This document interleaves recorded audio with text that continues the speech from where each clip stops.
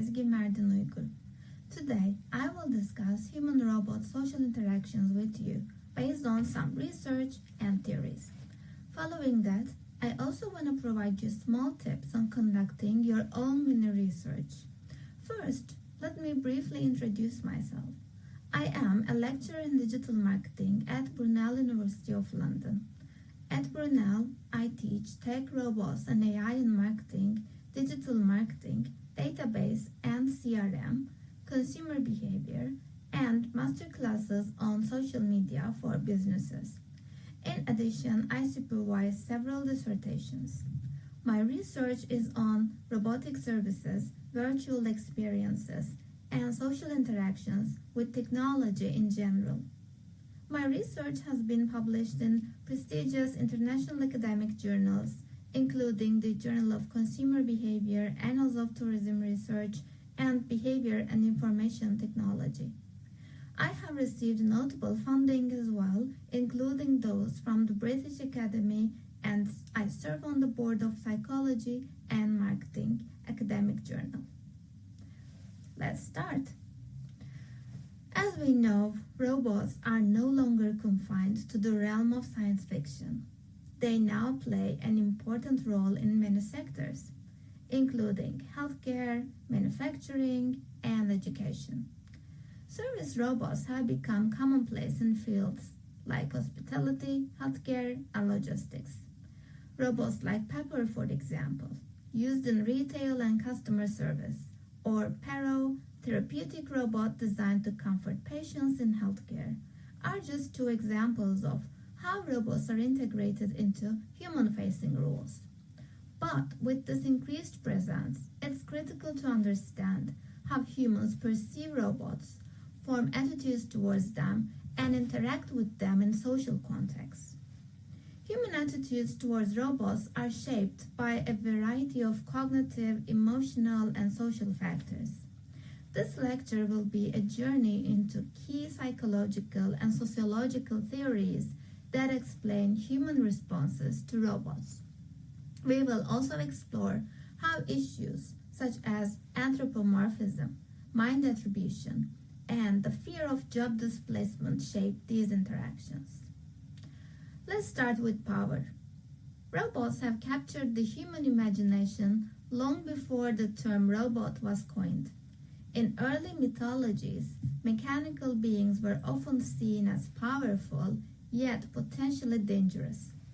In the 18th century, a famous example of early robotics was the mechanical Turk, an automaton created by von Campelan in 1770. It was designed to play chess against human opponents and astonished audiences by defeating many skilled players. While the Turk appeared to be a sophisticated machine, it was eventually revealed to be an elaborate hoax with a human chess player hidden inside, controlling the moves. Despite this, the Turk inspired early discussions about AI and the capabilities of machines. The term robot, on the other hand, originated from Karel Čapek's 1920 play R.U.R., Rossum's Universal Robots, which depicted robots as laborers created to serve humanity. The robots in this story were biological, human-like creatures who eventually rebelled, leading to one downfall of human civilization. This early depiction set the stage for the enduring theme of robots as both helpful assistants and potential threats. The unequal power relationship between humans and robots bring us to the first construct, the power games between robots and humans. The type of job a robot performs can dramatically impact our attitudes towards it. Robots designed to take on mundane or repetitive tasks, such as cleaning or manufacturing, are generally more accepted than robots that engage in social or emotional labor. A study found that people showed more positive attitudes towards service robots performing tasks like vacuuming, compared to robots that attempted to engage in social interactions, which many users found awkward or unsettling. The power dynamic between humans and robots is shaped by varying perceptions of robot manipulability, a concept by Belanche et al. 2020, as well as their roles in professional settings. Robots can be viewed as threats that have the potential to attack or invade, but they also possess the ability to empower customers by offering support and enhancing services. The nature of this relationship often depends on whether robots are seen as servants, masters, or partners. For instance, professional service roles place robots in equal or even superior positions compared to humans, while subordinate service roles confine them to subservient tasks. This typology is by Wirtz et al. 2018. Additionally, the autonomy of robotic technology plays a critical role in these power dynamics. That comes from Gerling et al. 2019. A notable example comes from a lab experiment where robots serving in caregiving roles as a doctor were perceived more positively by humans acting as patients than when humans assumed the caregiver doctor role and the robot was the patient. Kim, Park, and Sundar, 2013. This suggests that the role a robot plays significantly influences the power relationship and how they are perceived in terms of dominance and subordination. In one of my research articles, dated 2023, we managed to differentiate between robots that humans feel powerful versus powerless against.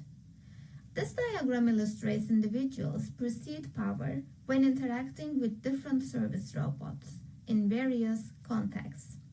The vertical axis ranges from weak power to high power, indicating how powerful people feel when using these robots.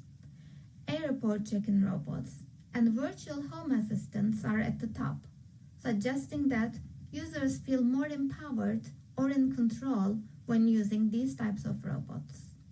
Daily diet algorithm robots and fast food ordering robots also fall towards the higher power side, indicating moderate levels of perceived power over the robot. On the lower end of perceived power, we find more autonomous and complex robots, such as surgery robots and self-driving cars, where users may feel less empowered or reliant on the technology for critical tasks. In summary, users feel a greater sense of control with service robots performing routine or assistive tasks, but they feel less powerful with robots that perform more complex autonomous roles. The tasks that robots perform brings us to a critical theory of AI robot job replacement. So this concern has become increasingly relevant as robots enter more industries, more sectors of the workforce, particularly those that involve routine manual tasks. The second machine age highlights the rise of automation in industries such as manufacturing and logistics, where robots now perform tasks once done by human workers. For example, Amazon's robotic fulfillment centers use robots to transport and organize goods, dramatically reducing the need for human labor in these tasks. However, the fear of robot job displacement extends beyond low-skilled jobs. Frey and Osborne predict that nearly half of all jobs in developed economies are at risk of being automated in the next 20 years. This includes not just manual labor, but also highly skilled professions like law and medicine. The deployment of IBM's Watson AI in oncology, for example, has raised questions about whether AI systems could eventually replace doctors in diagnosing and treating illnesses. And the concern here is not only economic, but also psychological. A study by Petrilieri found that workers who feared job replacement by robots experienced higher levels of anxiety, stress, and job dissatisfaction. The threat of robots replacing human workers especially in sectors that require social interaction, has led to increased resistance against the adoption of robots, particularly in roles like education, healthcare, and customer service. Yet, familiarity and exposure to robots have been shown to significantly influence attitudes. Research indicates that the more time people spend interacting with robots, the more likely they are to develop positive attitudes towards them. Familiarity reduces the fear of unpredictability and enhances trust in the robot's functionality and reliability. For example, countries like Japan have a strong tradition of living as one with technology and therefore high familiarity, including robots and advanced technologies. Japan's Shinto religion, emphasizing spirits can reside in objects, has led to a more positive cultural reception of robots. Robots like Asimo or Aibo are celebrated in Japanese media and public life. In contrast, Western films such as I, Robot or the TV series Westworld often present robots as threats to human dominance, contributing to more ambivalent or hostile perceptions. A study by Bartnek et al. 2007 compared attitudes in the US, Germany, and Japan, and found that Japanese participants were generally more positive about interacting with robots. In contrast, participants from Germany and the US were more likely to express concerns about robots taking over human roles or behaving unpredictably. This cultural variance can be attributed in part to the different representations of robots in media and public discourse in these countries. Some robots are perceived as threatening and make people uneasy because they are perceived as threats to human power and identity due to our evolutionary mechanisms such as mortality salience by McDormand, losing control, or losing world dominance, such as Ray et al. 2008. The human likeness of the robots contributes to the feelings of discomfort and eeriness in humans. Human likeness is conceptualized as anthropomorphism in the literature, and it's the most researched theme in whole service robot interactions research, along with acceptance models. So, anthropomorphism is the attribution of human-like characteristics, such as emotions, intentions, or consciousness to non-human entities, cars, trees, and robots. It's a deeply rooted cognitive process, likely evolved from our need to relate to and understand other humans.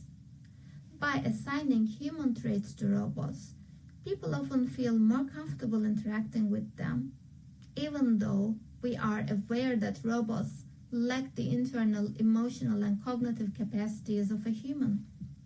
Robots designed to look and behave more like humans often elicit stronger feelings of empathy and social connection too. Consider the robot Pepper, which is programmed to detect emotions by interpreting the tone of voice and facial expressions. Research by Brazil in 2016 shows that human-like robots are more likely to elicit positive interactions in customer service roles, where emotional labor is very critical. This tendency helps explain why users may become emotionally attached to robots, like the paratherapeutic steel used in dementia care to comfort patients. However, this process becomes more complex when robots enter what's known as the Uncanny Valley.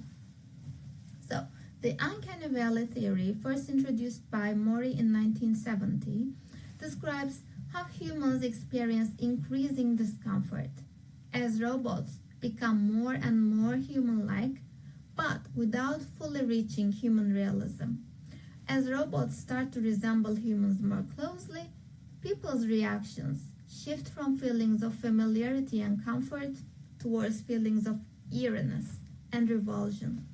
For example, highly realistic humanoid robots such as a mecha are known to provoke discomfort in observers, despite being designed to closely mimic human appearance and behavior. Mori hypothesized that discomfort arises from an inconsistency between a robot's near-human appearance and its non-human behavior. For example, a humanoid robot may appear very realistic, but might move in a mechanical, jerky manner, which disrupts our expectations and creates a sense of unease. This leads to the second issue, the theory of mind attribution. Mind attribution refers to the human tendency to ascribe cognitive states, such as beliefs, emotions, and desires to others, such as robots. But how does this process apply to robots lacking true mental states? So research by Gray et al. Has shown that people attribute certain degrees of mind to robots depending on the robot's appearance and function. Their study introduced two key dimensions of mind attribution. First one, agency, the capacity to act, and experience, the ability to feel. Robots that are more autonomous, capable of decision-making, or engaging in interactive behaviors are often perceived as having agency. Conversely, robots in purely functional roles such as factories are less likely to be attributed with mind. One striking example can be seen with the Sony Aibo, a robotic dog. Studies found that children often treated Aibo as though it was a real pet, attributing emotions like happiness or sadness to this robot based on its programmed behaviors, such as wagging its tail or making whining sounds. Even though children knew that Aibo was not a living dog, they still expressed empathy and concern for its feelings. Similarly, mind attribution plays a critical role in how people respond to robots in caregiving roles. Research shows that elderly patients often view humanoid robots like Pepper as empathetic and caring, even though these robots are only programmed to do so, responding in basic preset ways. The more human-like a robot appears and behaves, the more likely people are to attribute it with mental states. Social response theory, developed by Nas and Moon, also posits that humans tend to interact with computers, robots and other forms of technology, as though they were social agents, even though we know they are not. Nas and Moon conducted experiments in which participants responded to computers with politeness and reciprocity, similar to how they would treat a human. This phenomenon has been observed in interactions with robots as well. So, for example, when people interact with virtual assistants, such as Siri or Alexa, they often respond to these systems with social behaviors, such as thanking them or apologizing when a mistake is made. While we are fully aware that these systems lack feelings or consciousness, we still treat them as if they are capable of understanding and responding to these social cues. A more striking example can be found in robotic pets. Again, Aibo users have been found to form emotional attachments to the robot, treating it as a real pet. And these behaviors are consistent with social response theory as well, suggesting that our interactions with robots are governed by exactly the same social rules that apply to our human interactions. Yet, social relations are not always full of love and sunshine. There is also a dark side to social relations, such as harm or violence. Moral disengagement theory by psychologist Bandura explains how individuals rationalize unethical behavior by psychologically distancing themselves from the consequences of their actions. So people engage in moral disengagement, finding ways to justify harmful actions, or convincing themselves their behavior does not violate ethics. In the context of robots, moral disengagement theory sheds light on how individuals justify mistreatment or abuse of robots. Even though robots are increasingly anthropomorphized, people often perceive them as just machines and rationalize their destructive behaviors accordingly. Vandalism towards robots, especially in public places, is often justified as robots don't have feelings, they can't be harmed. Violence and vandalism directed at service robots have become increasingly common, with multiple incidents. For example, 2 students were arrested for vandalizing a meal delivery robot, according to Smith. And the hitchhiking robot, Hitchbot, safely traveled across Germany, Netherlands, Canada, but was irreparably damaged while touring the US. Similarly, the sex robot Samantha was repeatedly molested at a technology fair. Studies show that violence against robots occurs more frequently than violence directed at humans. This creates a unique context, as the majority of research up to date typically assumes that humans are the vulnerable party in these interactions, rather than the robot, which in some cases is susceptible to physical human force. When robots gained prominence in mid-20th century, science fictions such as Isaac Asimov's 3 Laws of Robotics emphasized that robots should never harm humans, should always obey human commands, which is a theme that continues to shape the debate on autonomous systems today. Yet researchers spent less time on how humans should be treating robots, such as showing violence or calling names. Technology evokes aggressive behavior in humans, sometimes according to Chin and Yi, Krolich, Huang and Dudson, 2022. As humans are losing their power to robots with extraordinary capabilities. In my most recent academic article, dating back 2024, we demonstrated that people judge the robots less harshly if they fail because a human undeservingly attacked them. Research by Solomons et al. 2018 has shown that individuals who engage in such behavior often justify their actions by dehumanizing the robots, dismissing their roles. In 2019, a security robot deployed at a mall in California was similarly vandalized. Reports suggest that people threw objects at the robot and attempted to disable it. These actions can be explained by moral disengagement, where people minimize the ethical implications of their behavior by viewing the robot as a non-sentient object rather than a social entity, because otherwise it would deserve respect or care.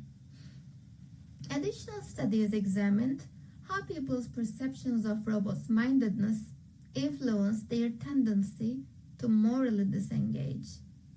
Amongst these, Ward et al. Found that when robots are perceived as lacking agency and capacity to suffer, individuals are likely to justify their abusive actions. This is called the harm-made mind theory, introduced by Ward et al. 2013, addressing how the perception of a robot's mind changes when people observe harm being inflicted upon it.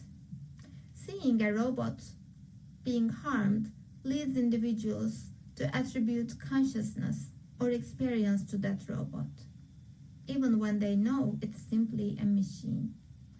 Their research involved participants watching a video of a robot being treated violently. After watching these videos, many participants reported beliefs regarding the robot having some level of mind and capacity to suffer. This finding indicates that witnessing harm can evoke empathy, even for non-living entities, causing people to attribute mental states where none exist.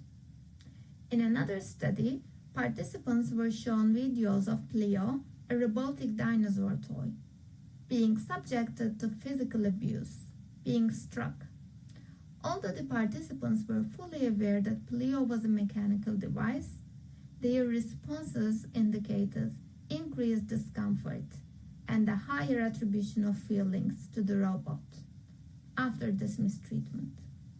Similar findings were reported involving Sony's robotic pet and other types of physical robots. The harm-made mind theory suggests that people tend to assign moral standing to entities if they observe it being harmed. The psychological mechanism could have broader implications for how society treats robots in the future.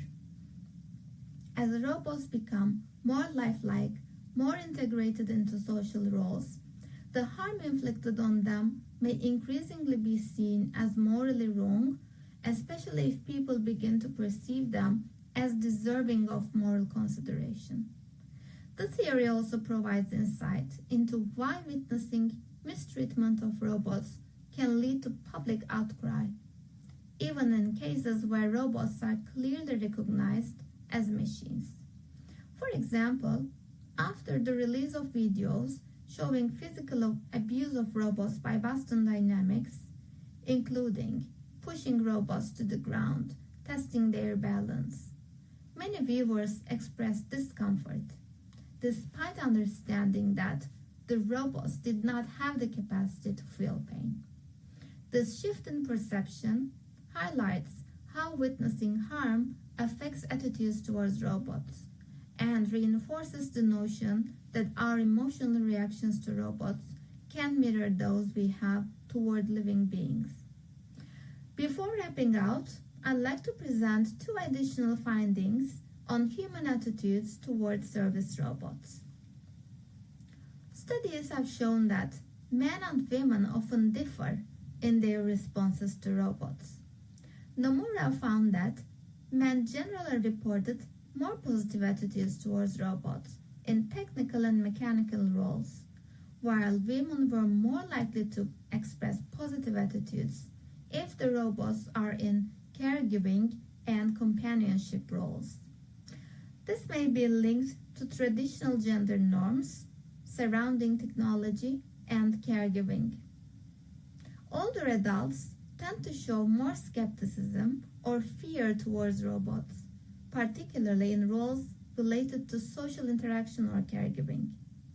However, some research suggests that when older adults are given more opportunities to interact with certain robots in meaningful ways, for example, trials of elderly care, these attitudes can shift towards more positive perceptions. Young generations, particularly, raised with advanced technology, tend to be more accepting of robots and view them as natural extensions of the technological world. In summary, human-robot social interactions are complex and multifaceted, influenced by a combination of psychological, social, and cultural factors. Our responses to robots are shaped by how we perceive their appearance, their roles, and our beliefs about their capacity for thought and feeling. Theories such as social response theory, moral disengagement, and the harm-made mind help explain why we often treat robots as though they were human, even though we know they are not. These interactions reflect deeper cognitive processes, as well as societal anxieties about technology, future of work, and social life. As robots become more prevalent in public and private spaces, it is critical that we continue to investigate the ethical and psychological dimensions of human-robot interactions, understanding how and why we respond to robots in the ways we do will be key to ensuring that this relationship remains positive and beneficial for both individuals and society. Thank you for your attention, and I hope this lecture has provided valuable insights into the fascinating world of human-robot interactions.